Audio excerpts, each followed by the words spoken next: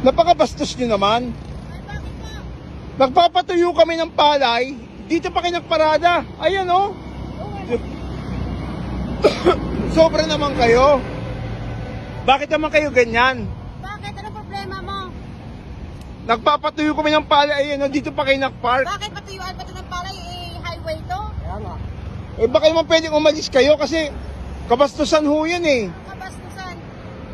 Dapat doon kayo sa inyo mag-ano ng palay nyo.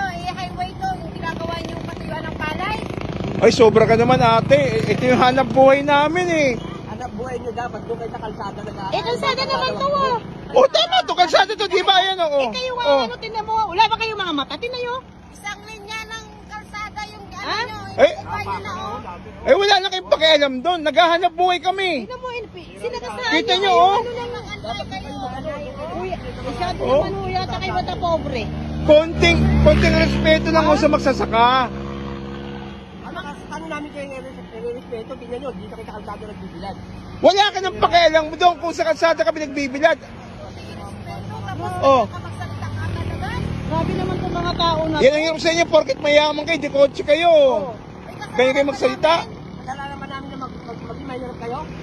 Kasalanan nyo, ayan o, nagpapatuyo kami ng pali, ayaw nyo tanggalan sa sakyan nyo. Ano yun, pinahike yung ano yung kotse nyo. Tinan mo oh. Inaantay lang kami. Dapat doon kayo sa ano na walang nakaano na palay. Palay nyo.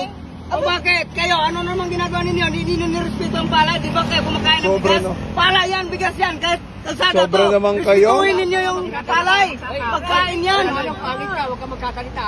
Okay, tamo, grabe ka pa mga lipusta. Mukha nga mo matanda ka. Pagsabihan mo yung kasama mo sa likod ha. Grabe kayo magsalita.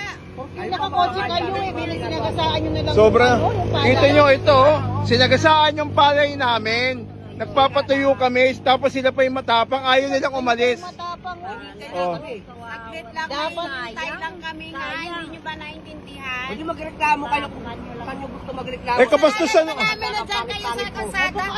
eh kabastusan ho yung ginagawa. Reklamo namin. Eh kabastusan yung ginagawa nyo eh. Kalsada kayo ha. Hindi yan patuyuan. Ay dapat doon kayo sa unahan, hindi nyo sinasadiraan yung palay. Tama, doon kayo sa unahan. Kain.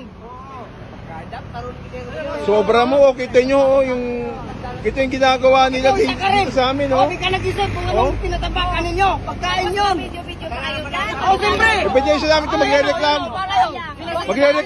Magre-reklamo kami. Kita yung ginagawa nyo, sobra naman eh, wala naman sa ayos yun eh. Hindi kayo marunong maawa sa amin, ito nang pinagkakitaan na namin, ito pinaghanap buhay namin, ho. Baka pwedeng umalis na ho kayo. Baka pwedeng umalis na ho kayo. Naantay na kayo. Ang tigas naman ang mukha nyo.